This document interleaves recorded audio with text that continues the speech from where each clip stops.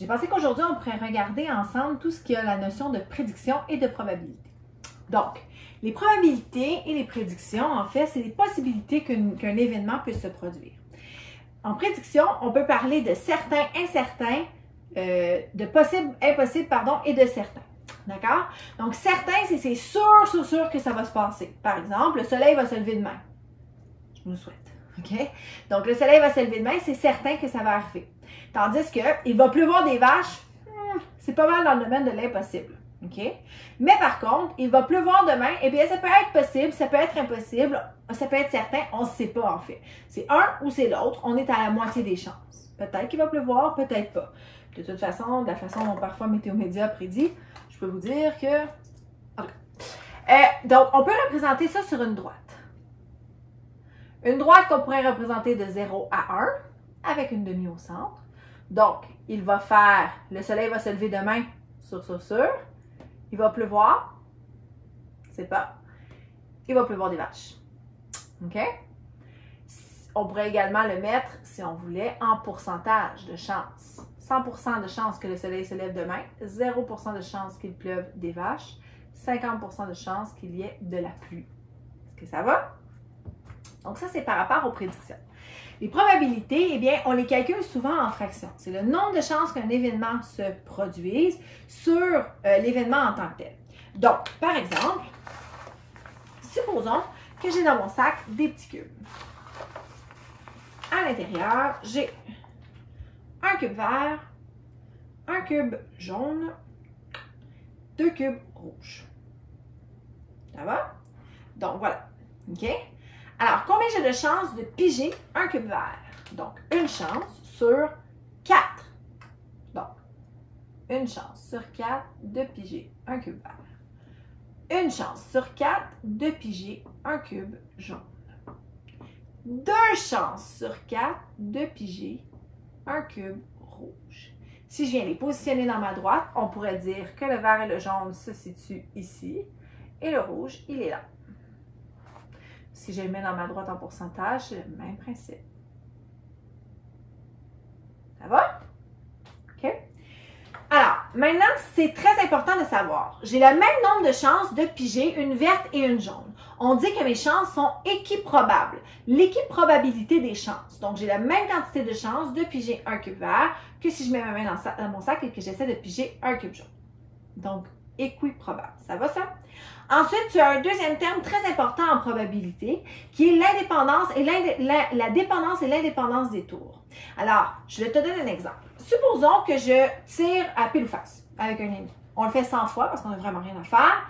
À ce moment-là, si je le fais 100 fois, est-ce que ça veut dire forcément que je vais avoir 50 fois pile, 50 fois face? Pas du tout. Donc, c'est-à-dire que chaque tour est indépendant de l'autre. Je recommence toujours mes chances à 0. Donc, je tire, j'ai pile. Bon, parfait. Je tire, j'ai face. OK. Je tire, j'ai pile. Je tire, j'ai pile encore. Donc, c'est indépendant. À chaque tour, on recommence à 0. Il n'y a pas de lien entre le tour précédent et le suivant. Par contre, si supposons que je prends mes cubes ici, OK, que je les mets dans le sac. Alors, premier tour, je pige un cube jaune. J'avais une chance sur 4, j'ai pigé un jaune. Yeah! Je le remets dans le sac. J'ai combien de chances de piger le jaune maintenant? 1 sur 4. Combien de chances de piger le vert? 1 sur 4. Combien de chances de piger le rouge? 2 sur 4. Mais je pige le jaune. Je le mets de côté. Boum! Il n'est plus là, il n'existe plus. Qu'est-ce qu'il me reste dans mon sac? Il me reste vert, il me reste rouge. Maintenant, j'ai quoi?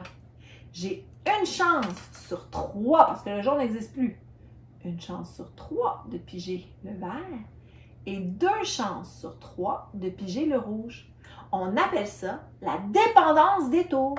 Parce qu'au tour précédent, j'ai décidé de retirer le cube. Automatiquement, le cube suivant, le tour suivant, mes chances se sont modifiées. J'ai plus de chances de piger un cube vert à ma nouvelle façon. Ici, je reviens. 1, 0, une demi.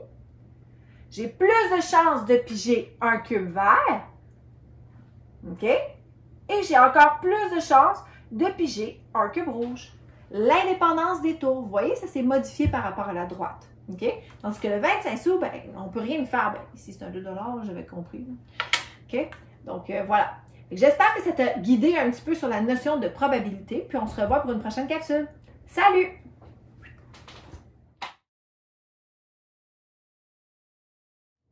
Salut! On va travailler un petit peu en la suite de nos prédictions et de notre idée de probabilité avec l'arbre de probabilité. Donc aujourd'hui, je vais faire un arbre avec toi. En fait, je vais y aller avec les deux techniques. Soit la technique de faire l'arbre de probabilité ou encore d'y aller par un tableau de probabilité. Tu pourrais présenter tes résultats de combinaisons possibles de cette manière-là. Donc, supposons qu'à l'intérieur de mon sac, je mets une baie rouge, une baie verte et une baie jaune. Je veux savoir, en fait, si je fais 3 tirages, donc je pige 3 fois, quelles sont mes possibilités de combinaison. D'accord? Donc, mise en situation, j'ai mon petit sac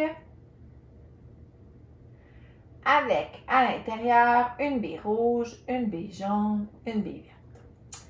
Et je fais mon tirage. Donc, je pourrais tirer en premier, on s'entend, la baie rouge. Hein?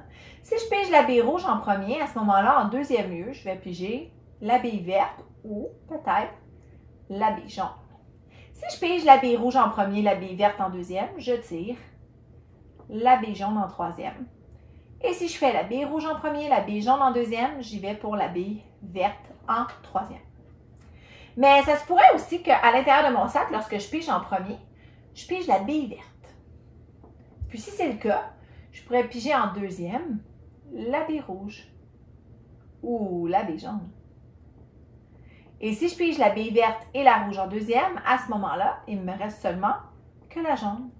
Si je pige la baie verte et la baie jaune en deuxième, il ne me reste que la baie rouge. Mais il se pourrait aussi qu'au lieu de piger la baie rouge en premier ou la baie verte, je pige la jaune en premier. Si je pige la jaune en premier, à ce moment-là, je peux piger la baie rouge en deuxième ou la baie verte en troisième. Si je pige la baie rouge en deuxième, puis j'ai déjà pigé la jaune, il me reste la baie verte. Et si j'ai déjà pigé la jaune et la verte, il ne me reste que la baie rouge. Alors voilà. Et à partir de là, dans le fond, quand tu fais un arbre de probabilité, tu viens compter la fin de tes branches. Donc la toute fin ici, 1, 2, 3, 4, 5, 6, va te donner ton nombre de combinaisons possibles. Donc, voyons, ça va pas bien mon affaire. Combinaison. 6 combinaisons possibles si j'ai 3 billes comme ça. Je pourrais également décider de présenter les résultats sous la forme d'un tableau. Donc, ici, ça serait premier tirage, deuxième tirage, troisième tirage. Par tirage, ce que je veux dire, c'est quand je mets ma main dans le sac. Donc, au premier tirage, il se pourrait que je pige une baie rouge. Au deuxième, une baie verte. Au troisième, la baie jaune. Mais peut-être aussi qu'au premier tirage, je vais piger la baie rouge, mais que ce ne sera pas la baie verte que je vais piger en deuxième, ça va être la baie jaune. Et la baie verte va être en troisième. Il se pourrait également qu'au premier tirage, je pige la verte. Ensuite, peut-être la rouge. Et je termine avec la jaune. Sinon, je pige la baie verte, la baie jaune, la baie rouge. Puis si je n'ai pas fait ça, j'ai peut-être pigé la jaune en premier, la baie rouge, la baie verte. Et si j'ai pigé la jaune en premier, peut-être aussi que je vais avoir pigé la baie verte en deuxième et la baie rouge, en troisième. Et donc, une fois que j'ai ça, je fais seulement calculer mes lignes. 1, 2, 3, 4, 5, 6. Et encore une fois, une chance, je me retrouve avec 6 combinaisons possibles. J'ai mieux écrit combinaison. Ouais, bravo! Voilà, tout simplement. OK? Alors, c'est comme ça que tu peux faire ou un tableau ou bien un arbre de probabilité et que ça te permet de calculer le nombre de combinaisons possibles que ça te permet d'avoir. Donc, si par exemple, après ça, je te demande combien tu as de chances d'obtenir la combinaison baie verte, baie rouge, baie jaune, c'est une chance parce que c'est celle-ci ici. Hein? Une chance sur 6. Donc, une chance sur les 6 possibles ou 1/6 des chances. C'est pour ça qu'on travaille beaucoup en fractions lorsqu'on travaille avec les probabilités. Voilà, j'espère que ça t'a donné un petit coup de main avec les arbres de probabilité et les tableaux de probabilité. Sur ce, ben, on se voit une prochaine capsule. Salut!